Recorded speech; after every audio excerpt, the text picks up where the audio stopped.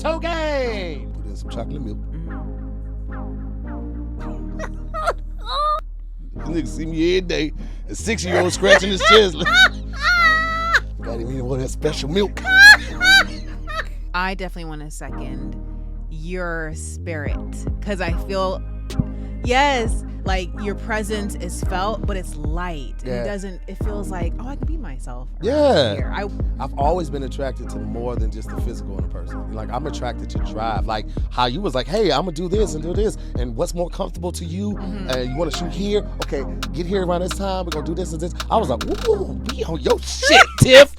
Be on your shit, Tiff. I love when people have business acumen. I love when somebody handles their motherfucking business. They don't wait for no handouts. They get up and go. Yeah. I know you would have been that type of person. So I was just like, I fuck with her. I love her energy. It's so good. She smiles a lot. She smiles, she make me smile. Then I show my guns.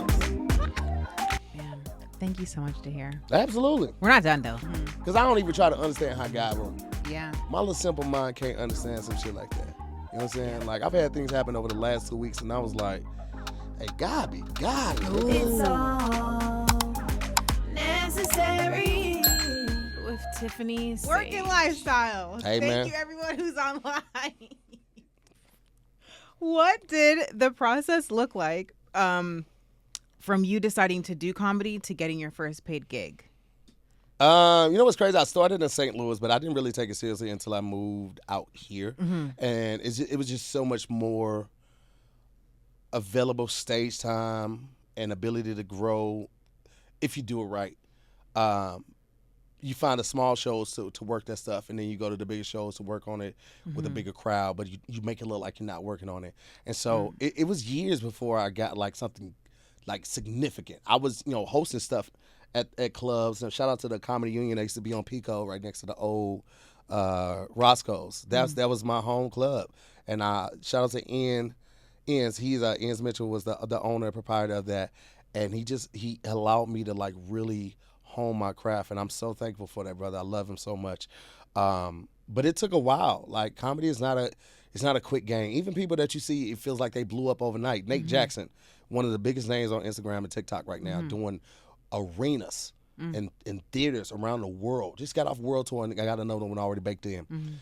Nate Jackson used to live in North Hollywood, about 6 blocks from here. He stayed in an apartment with, I think at one time with B.T. Kingsley. He had a Chevrolet Malibu wrapped with his face on it, and he had a little card box mounted to the side of his vehicle with his card and his information on it. He believed in himself so much he drove that around. He didn't care about what people thought. He didn't care about not having fun. He was committed to the fucking craft, right? And now he's one of the biggest names on social media when it comes to comedy. Him, Matt Rife, same thing with Matt Rife. People talk about Matt Rife. Matt Rife was at the Comedy Store before he was old enough to get in the fucking club. He would have to stay outside until it was his time to go on stage, and somebody would go out there and be like, all right, you up next. You up next in 5 minutes. And then walk him in the club, he'd do his set, and then they had to walk him back out because he was too young. Matt Rife is not new to this. Nate Jackson is not new to this. These people have put the time in. And those that haven't, it shows on stage when the person hasn't put the time in. It's like, we don't have to worry about that. You just need to worry about yourself and how much time you put in your shit. So for me, it was just, it took the time to discover who I wanted to be on stage. I remember this booker for Comic View when they came it back. She told me, I think I was at a Tammy Max Minute Mixer. And I went on stage and I rocked it. I thought I only had a minute. I went on stage and rocked it. And I was familiar with this young lady because a lot of my homeboys knew her, and she's put a lot of them on, but she just wasn't fucking with me for some reason. Like, she just would not fuck with me. And she was like, Tahir, you're funny, but nobody ever knows anything about you when you get off stage. And I was like, damn. And initially I took offense to it. And I'm like, this motherfucker just hating on me. She been hating on me, blah, blah, blah. She can't fuck with a young nigga. She see I'm out here. But then I thought about it. I was like, damn, I'm funny as fuck, but like what do you know about me when I get off stage? You know what I'm saying? Like, what do you know about Kevin Hart? Short, funny, 2 kids, wife, ex-wife. And some of that's because of the public, but some of it's like, this motherfucker was just that good. You knew he had a daddy with a long dick, right? Coming to place, all right. You knew this shit about him because they put that in a joke. So it took that switch of me just being funny to showing why I'm funny. I'm funny because I have a wife who is funnier than me and a kid that's taller than me. I've been thick my whole life. I've had to deal with the fact that I got hips. I got a tramp stamp because I thought it was going to be the dopest tattoo and everybody going to be on that shit. And then afterwards, I found out that it was a fucking tramp stamp. So now I got 2 pistols on my back pointing at my booty. Shoot. And now I can't go to jail. Oh my gosh. But just in that small moment, now you learn so much about me, right? Yes. And so when people be like, yo, you be telling all your business, like, I'll tell you what I want you to know.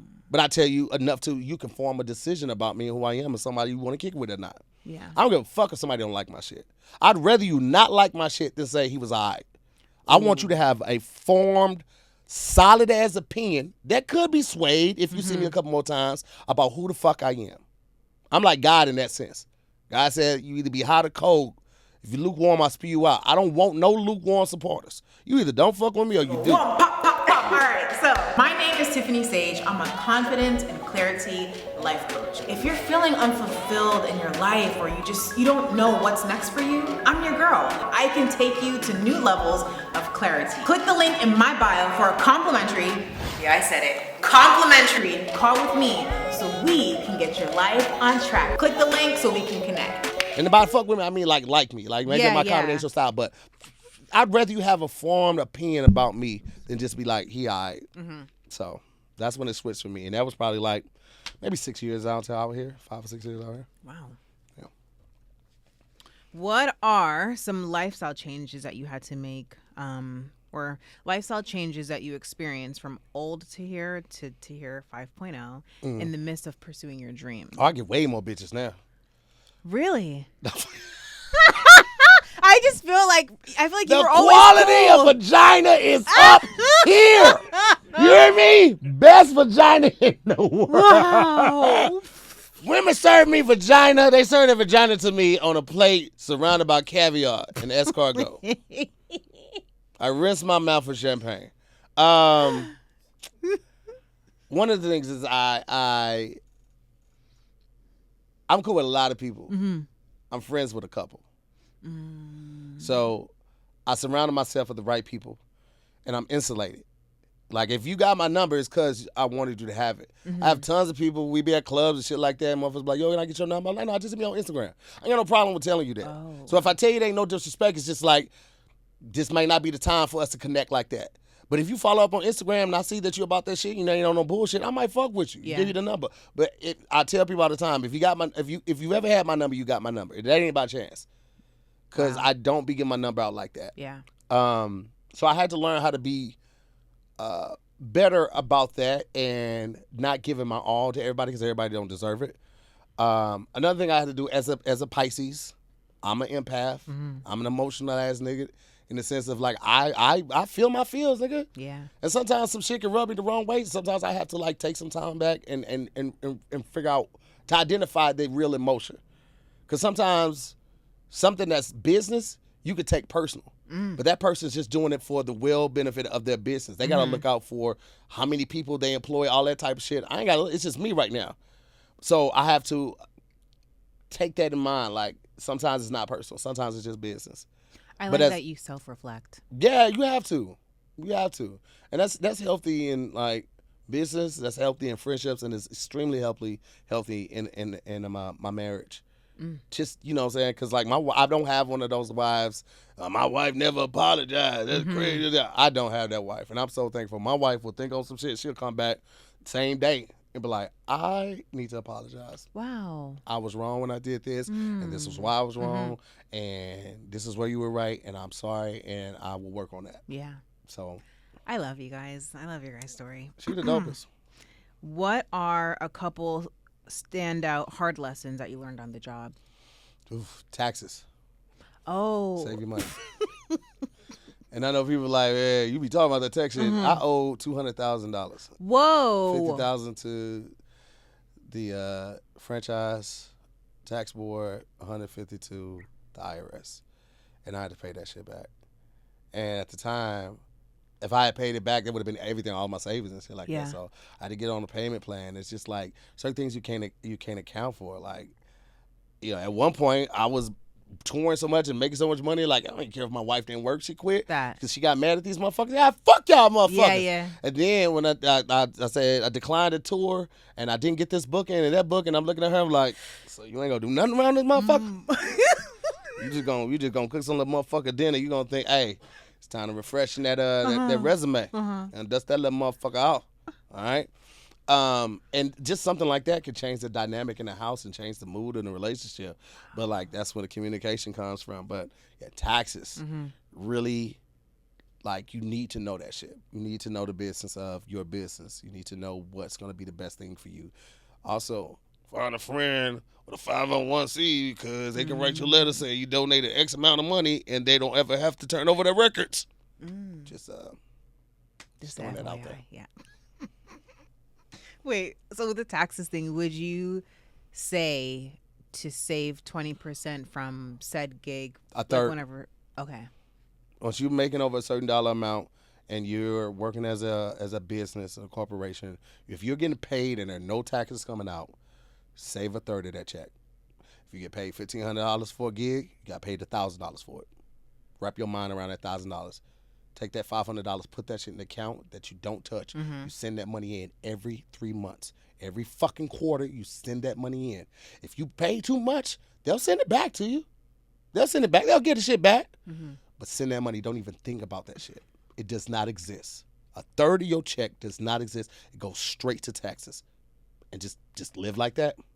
Bam. But that also keeps you on par for not living too lavishly. Yeah. Or above your means. So whatever you think you're going to get paid. And that's if you book it yourself. If you got a manager or an agent. It's less. It's less. Because they get their 10% on that. And you still have to take out the original, whatever that third would have been from whatever's left. Wow. So 150, $300 is gone, right? So that goes to 10% to your agent, 10% to your manager if they work together on that deal with you. So now you got $1,200 left in that check. You still got to take that 5 out. So now you got $700 left in that check. And it You see how this shit go? Like that's the reality of it. Like it's not as lavish as you think. A lot of people think commercials is paying like that. They can get a Super Bowl commercial, or you get a commercial that you like the guy from State Farm, but you're the face of a brand. You can do that, but that's a lot of limitations that come with that. First of all, they don't look for faces of companies very often. That's number one. Number two, you have a lot of rules when you're the face of a company. You can't do certain things. You're not supposed to get tattoos because you always have to look like that. Can't change your hair. The chick Flo, who's been the face of Progressive for years, she can't change her hair. If she wants to get a haircut, she has to run it past her agent, her manager. They have to run it past the legal team over at Progressive. Like, there's so many limitations on the freedom that you have. And it's crazy because this is what we work so hard for to get to the point, right? And then it's like... Right? That's why I'm actually like, I'm cool being up and coming. Because right now I don't have to move with too much security. Yeah. Like, you know what I'm saying? If I'm on a tour around the country or something like that, and we got to do like, you know, some shit in certain places, I might get security. Yeah. With Kev, we had security, but Kev was more famous than me. Right now I'm in a good place. I can still go to the mall. I ain't got to worry about no shit. Some people might want some pictures or something like that. I ain't got to worry about no crazy shit. But Kevin Hart can't just move around without no security. The Rock can't just move around without security. And these are the world's biggest superstars. It's like, but are you free? Did that fame bring you freedom that you wanted? Because now you have to be tethered to security. You have to be tethered to a schedule. You have to move in these black cars, and people can't see you when you arrive. I love it, but I was like, that might not be for me. I don't know if I need to do that. That's a big one. Did the fame give you the freedom? Yeah. Wow. Give me like Method Man freedom. Famous, respected, still working, you know, saying super talented in his craft, with his wife from day one, still the day. Give me that. That's good for me right there. Niggas gonna give me some free shoes. You know what I'm saying? Get a couple of free t-shirts. Might cop my dessert. The fuck? Okay, bitch. I need a whole lot. I don't need a whole lot, man. I don't. I'm so blessed, man. I'm so blessed. This also reminds me too. I don't want to lose it. When you said you don't need a lot, also knowing what you need when you said be detailed in your future thing. Do you need all of what you think you need, or be realistic of like, actually I don't. I just need that, and that. Here's a good a good challenge for you. Like when you feel like you might be doing the most, overexceeding. If you had to pack up and leave tomorrow, what would you take? Because in a quick turnaround like that, you're only gonna take the essentials. My family gonna be there. Obviously, I need a couple outfits, some drawers, toiletries, my speaker, my laptop. I always take my speaker. I love music. I need that. That's gonna calm me while we on the run. That's it. Yeah. All the other shit is just extra. Yeah. I got shoes. I got a case. Like my wall is lined with these cases, these clip cases with all of these shoes that I bought during the quarantine. I was like, nigga, the world opened up. Because that's when the money came in for me during the quarantine. During the quarantine, me and my wife, we moved to a bigger place, 3-bedroom, 2-bath. We got her a new car. I got me a new car. Like, I was popping. I was booming during the quarantine because I was doing these live shows and shit like that online. And bought all of these fucking shoes and probably have worn maybe 20 of them. Wow. And it got so bad, I started giving them away to my homegirl because I had no space for new ones. Wow. And that was kind of my addiction at one point, buying tennis shoes. So I was like, I'll give her 20 so I could buy 10 new ones. Life. Don't tell the text man that. Yeah. And nigga like, oh, really? Let me Yeah. count the ways. Aside from the taxes, were Yeah. there any blind spots in the, well, I guess this is not only comedy industry, but in the comedy industry that you originally weren't aware of? You know what? Networking is a very critical part of comedy and actually entertainment world in general. Like, you know, who you know is very important. Who knows you is even more. My stepdad. You know what I mean? Like, it's a big thing because, yeah, I know Robert Downey Jr. When I see him out, that's Robert Downey Jr. He don't know who the fuck I am. So why would he look out for me? Yeah. Right? So what I do is I make it my business to make sure people remember me. My name, Tahir Moore, is not a common name, right? So how can I make people remember, help people remember? Would you like to hear more? That's what I tell them. My name is Tahir Moore. Like, would you like to hear more? And I'll do the to hear more, right? Just to give them the visual cues and to make it easy. It's kind of like word association. So I do that a lot. I always try to greet people with love and respect. I try to make everybody feel welcome. You know, I'm not a person that's like, oh, that motherfucker coming here is gonna be this. Oh, if I ain't fucking with a motherfucker, I ain't fucking with him. But you'll never know it. You ain't never seen me go to the internet, talk shit about no other comic or no actor. You won't see me do that shit. My personal affairs are my personal affairs. Who I don't fuck with, who I don't fuck with. It's a very small few that I don't fuck with. And it's really on some professionalism shit. Like, I might not know that person personally, but it's like, I don't like the way you move. I see it from a distance. I'm going to keep my distance. And if we did have a class, again, you won't hear me from it. You won't do it. I'm not going to give you the energy. Live rent-free in my head. Motherfucker, I owe the IRS. Oh. You talk about some goofy shit, nigga. I'm on a payment plan. You know what I'm saying? Like, that type of pressure constantly in your frontal lobe will minimize all the minuscule shit so much that, you know, I'm not giving that no fucking life. I'm not giving that no life. I had to get my cholesterol down. I'm not fucking thinking about you. That's true. Got me eating this fucking Special K in the morning. It's Raisin Bran. You think I'm going, nigga, fuck you. Yeah. I ain't got no time to be going back and forth with nobody on no fucking internet. No, I'm not doing that goofy shit. Oh, man. I love you. Last one in the work and lifestyle. 2 benefits and challenges of being an entrepreneur. Consistency. Ooh.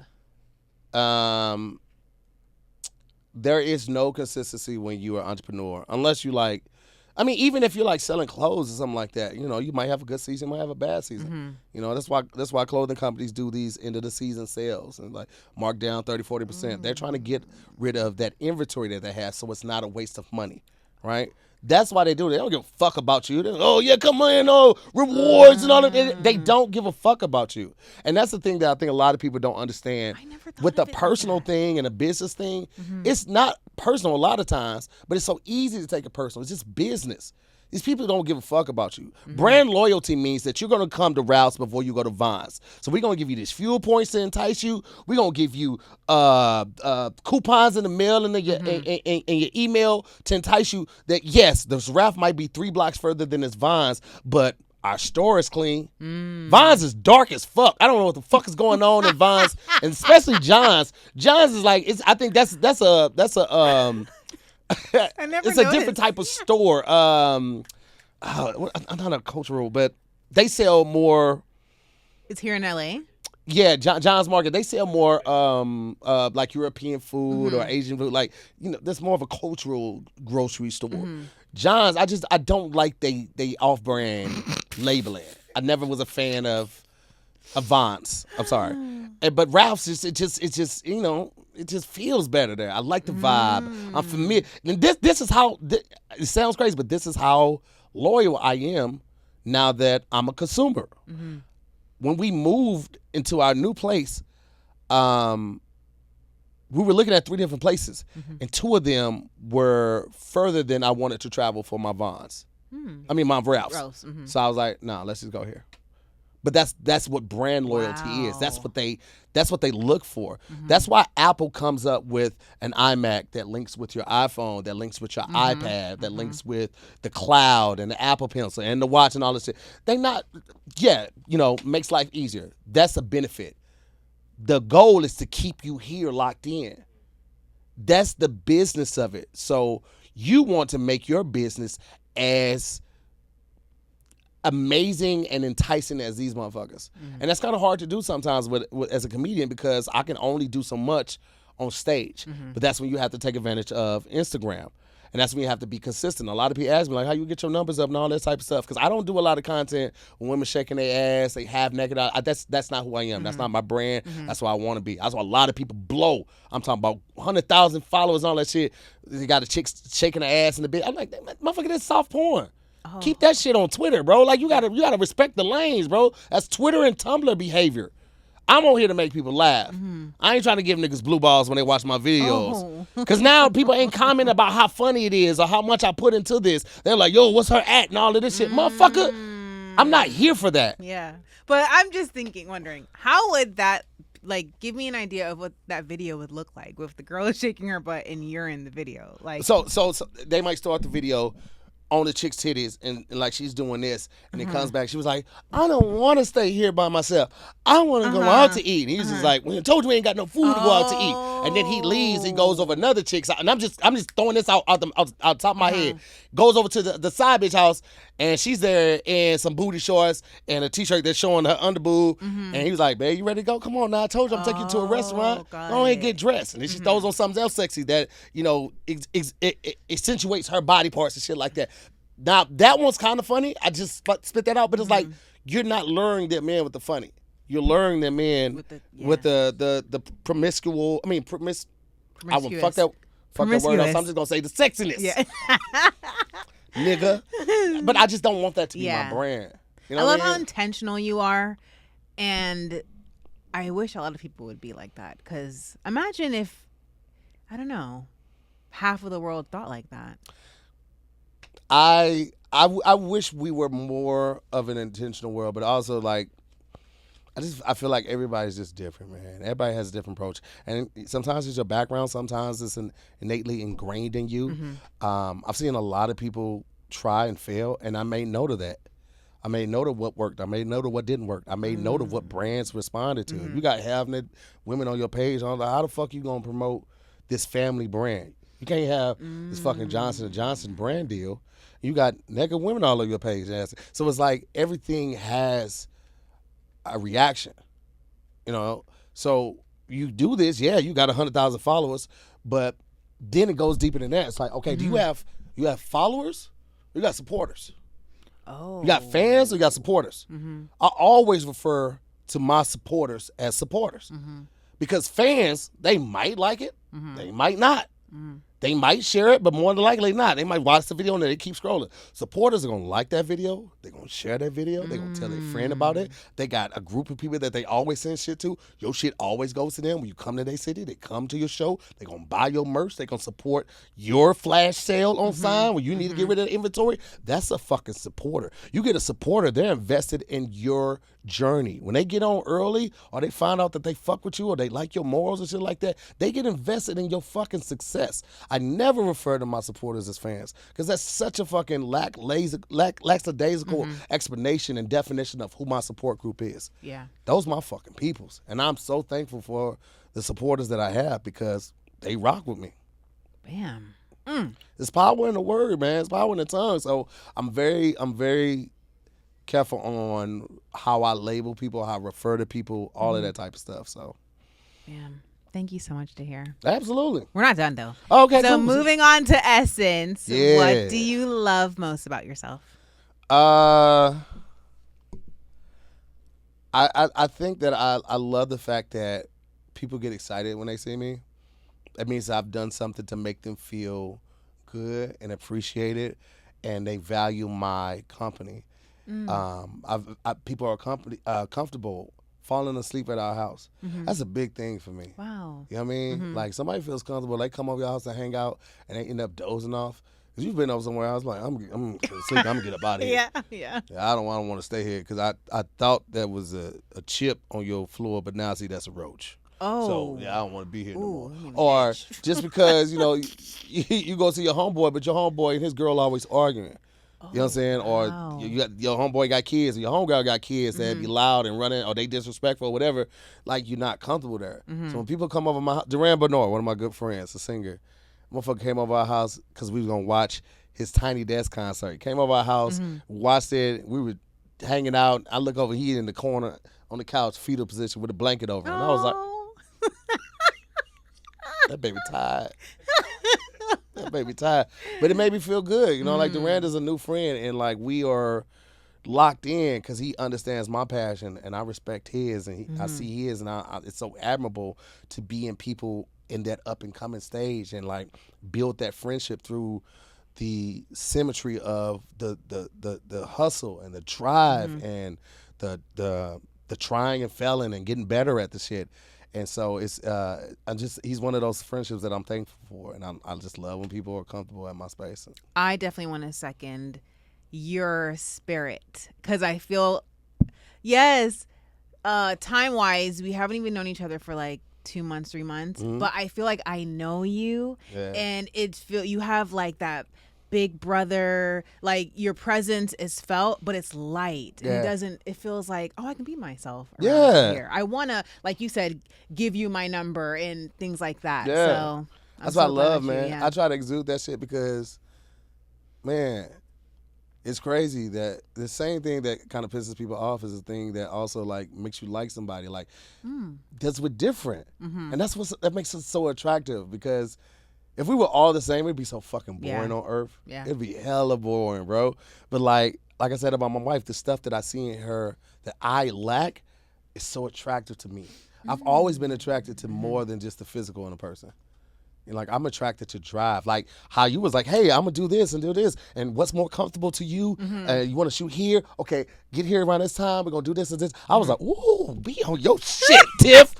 Be on your shit, Tiff. I love when people have business acumen.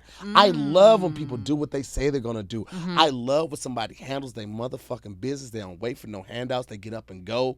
You know what I'm saying? You could have pitched it to me, and I'm like, oh no, I ain't really got no thing. And you were like, okay, cool. Well, man, I'll circle the block out. I'll just get your number to keep in contact with you. Yeah. I know you would have been that type of person. So I was just like, I fuck with her. I love her energy. It's so good. She smiles a lot. If she smiles, she make me smile. Then I show my gums. That's a good smile when you show your gums. I mean, you really enjoying yourself. Your gums is out. My gums is out. Oh, nigga, we having a good time. Dang it. Oh, I'm sitting like this. My gums are...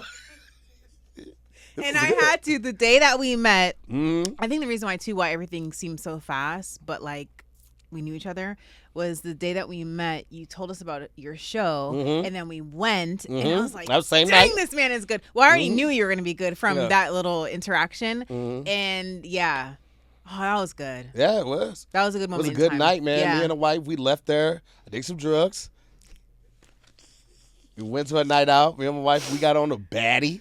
My wife saw, I was like, God damn, look at that body. I was like, I'm on it.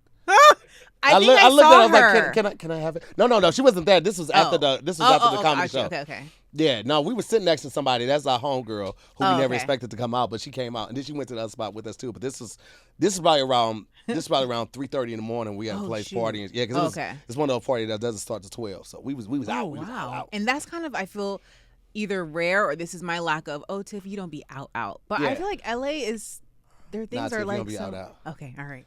It's a whole underworld.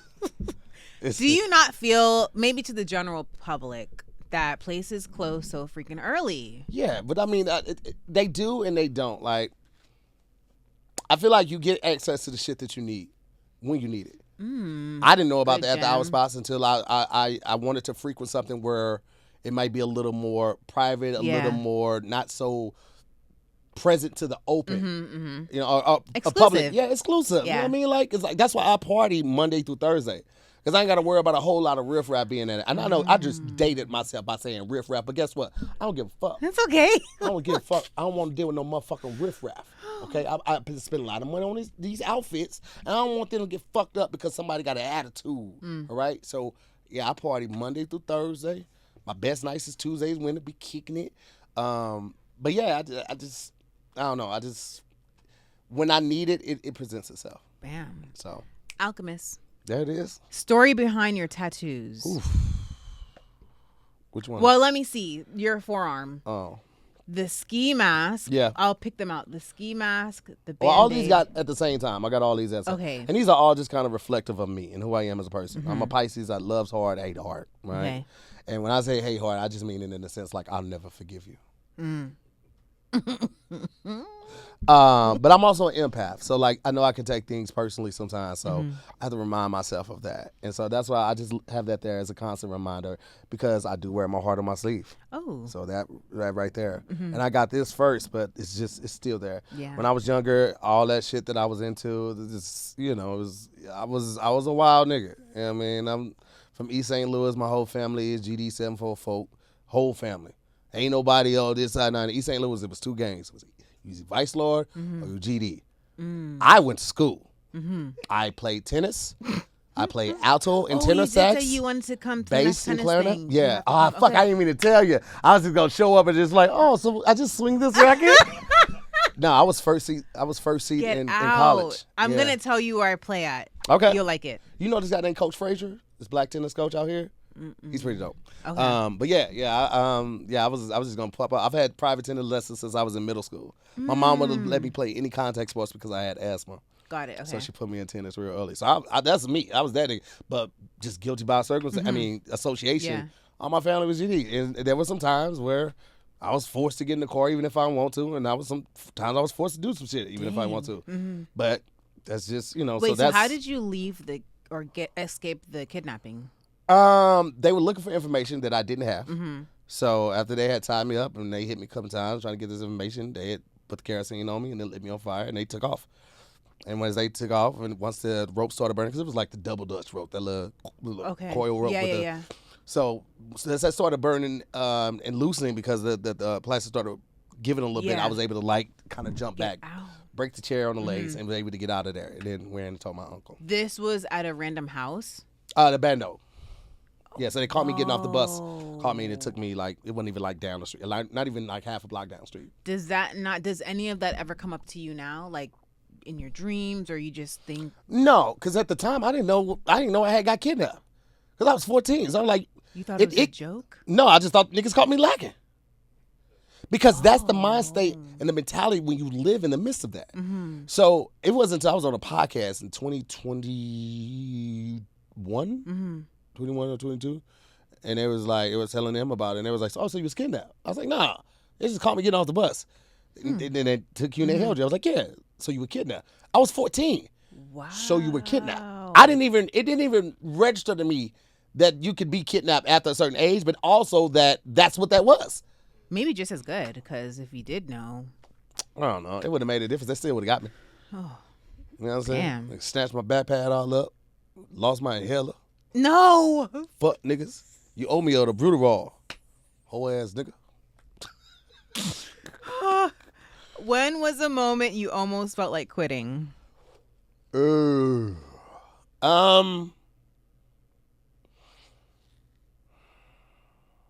tax shit, I ain't gonna hold you, man. Oh, that tax really? shit, man, I was like, I'm just gonna sell drugs. This is easy. I just move somewhere, big kid community, sell some drugs in elementary schools, get them young. Got to do it like, that's what the tobacco company do. That's why they do the flavor. Bro, listen, I'm a break, tobacco companies do all the flavor shit so they can get the kids in early with the vapes and cigarettes and all that type of shit, right? Get them in, get them as a lifetime customer. Now, this motherfucker's been using your product for 30, 40 years. So I do that with cocaine. Put in some chocolate milk,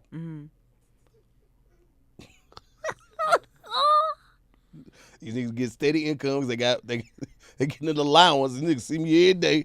A 6-year-old scratching his chest. Got him in one of that special milk.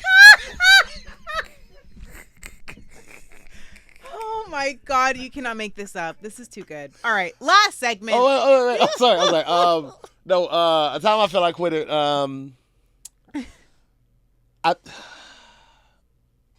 I think there was a time before I hit 100,000 on Instagram, but I still wasn't able to like get enough gigs around town. I was getting so frustrated, and I think that's when I started my Wednesday night at the Comedy Union. It was called $5 Wednesdays, and we built that shit from the ground up. And I was doing that shit every week, and then before I know it, I looked up and I had one of the hottest nights of the week.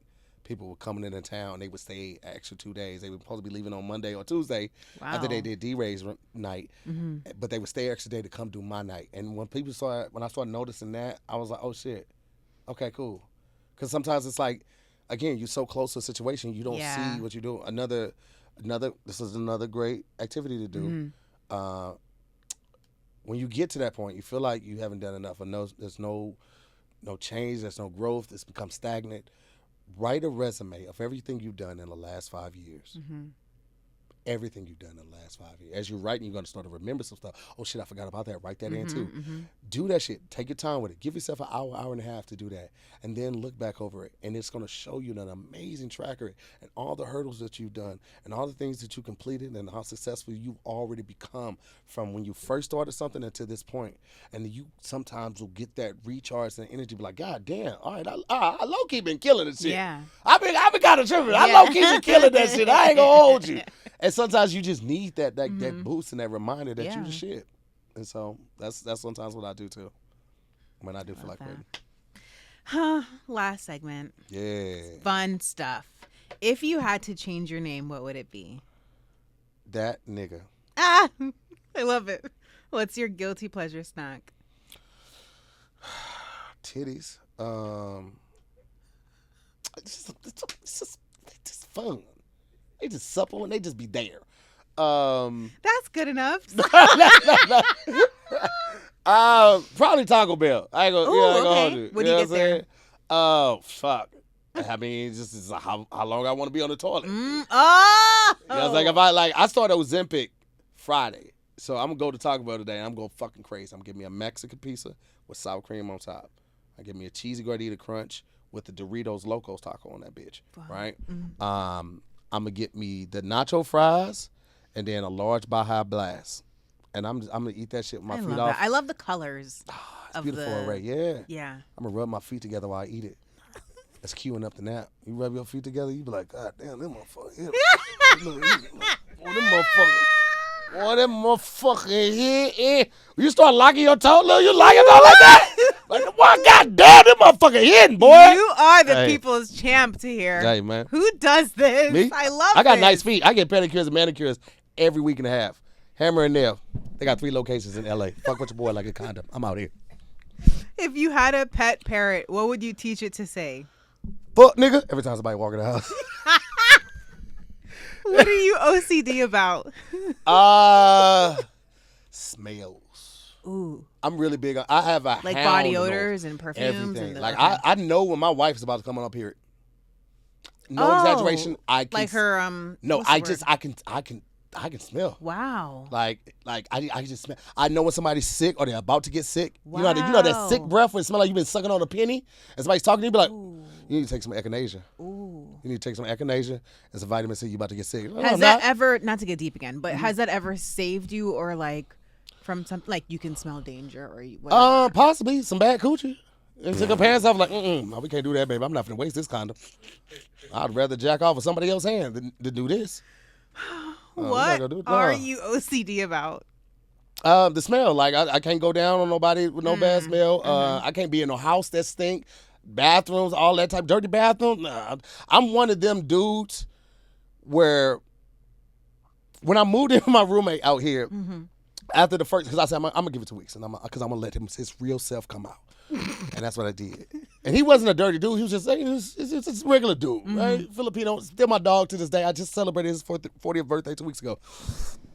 But I said, hey, listen, these dishes in the sink, which is your week. I need you to go ahead and do that. He's, oh yeah, my bad, bro. I'll take it. I was like, all right, cool, good. But not just like, let's just do it. Like, we got this drying rack. I need you to utilize the drying rack.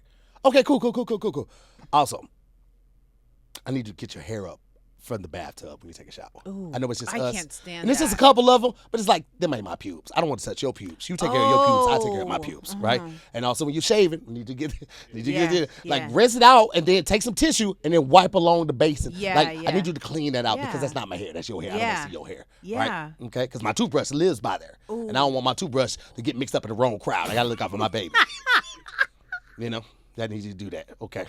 Yeah. Let's not let no clothes start piling up because I'm going to smell that shit. And then it's gonna be uncomfortable for me, and my house will not be the one place I'm uncomfortable in. So like, we're gonna wash these clothes, we're gonna replace these Glade plugins. When we see that it's empty, we're gonna replace it. Yeah. You can use any of the candles or any of the incense that I got in this house. Just after a while, just replace some. Yeah. It don't take much. You can buy a box of incense once a month, and we'll never run out of this bitch. Yeah. But I'm big on that. You go to my house, I travel with 2 candles, no matter where the fuck I'm going. I could be gone for 2 days. I got 2 candles because I might need a different smell for this one day. Yeah. Or whatever. I keep the little sprays from Bed Bath & Beyond. It's just like a little spray, but that bitch will fill up a whole room. I'll spray that bitch right now in here. You'll smell it at 2 blocks over. It's so fucking good. But I keep 2 of them on my toiletry at all time. Poopery. Spray that bitch. Because I'll use the bathroom on the public plane. I don't give a fuck. Right? But you ain't gonna never know it. Because I'm respectful. I'm respectful. Isn't the bathroom so small and just like, you can't spread your legs? I don't like it. I don't like to do it. I've only had to do it like 2 times in the emergency. Right? Okay. I threw up once, but only 2 times in my life. I like to take pants off shit too. I like to try to hold as I get on. Yeah. Yeah, I need the pants off shit because I need to open my legs wide. And I don't want it to like be wide up here and then tight at the bottom. And there ain't no sense to just take one leg off. Just take the fucking pants off. I take the pants off shit. Oh man, you need to write a book and include like the real life stuff because that's a true thing. Yeah, motherfuckers be like, if it ain't the pants, it's the drawers. The drawers be tight around like you trying to choke your ankle out. You done put your ankle a goddamn Batman fucking ankle. What is this lock? Not a neck lock, but an ankle lock. Take motherfucker. Now that Taco Bell that I'm finna have in a minute, that bitch gonna have me with a pants and shirts off. Shit. Cause you get hot and that shit be on your back. I'm like, what the fuck, man? You get mad. You rocking back and forth for shit. You the sweaty shits. Oh my god. When you have to sweat doing the shit, it's like I'm a white, but I'm going right in the shower after this. Because this I can't put no pants back on after this. That. Yeah. My ass gotta breathe a little bit. I done took shits and I heard my ass go. Oh! Your ass ain't never had to catch your breath. You ain't ate enough food. If your ass ain't never had to catch his breath, you ain't ate enough food, boy. Here. This is just wrong. I need that money, Frankie. Right. Frankie, I need that money. All right. Last 2. What would you tell your younger self? I'm proud of you. Ooh, I love that. I didn't hear it a lot growing up. Mm-hmm. And I used to hear it probably right around the age before I moved out. Because I always got good grades. Even when I had my kid, I had to take my kid to school with me in high school. And there were times when I before I was old enough to work, I lived in St. Louis, but I worked at junkyards in Illinois. So I would have to catch 3 buses to get to the junkyard to strip cars of aluminum, break down carburetors, alternators. I'm getting copper, I'm collecting cans, whatever I could to make enough money to pay for his daycare. Wow. Like, this is shit I had to do as a fucking kid. And because I wasn't staying with a parent at the time, I didn't hear I'm proud of you. And I know this was not normal, but I was like, this is what I got to do. I take the decision to have a kid. This is what the fuck I got to do. So fuck, I can't wait on nobody to say I'm proud of you or keep going and shit like this because my son still need it. And so I would tell him that I'm proud of you. It's going to work out. Keep going. You know? Because I did not hear that a lot. So, yeah. And last but not least, what is your ultimate life motto?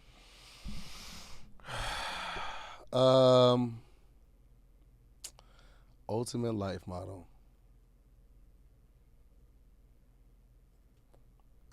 I just came up with something the other day, and I was like, man, it's just good.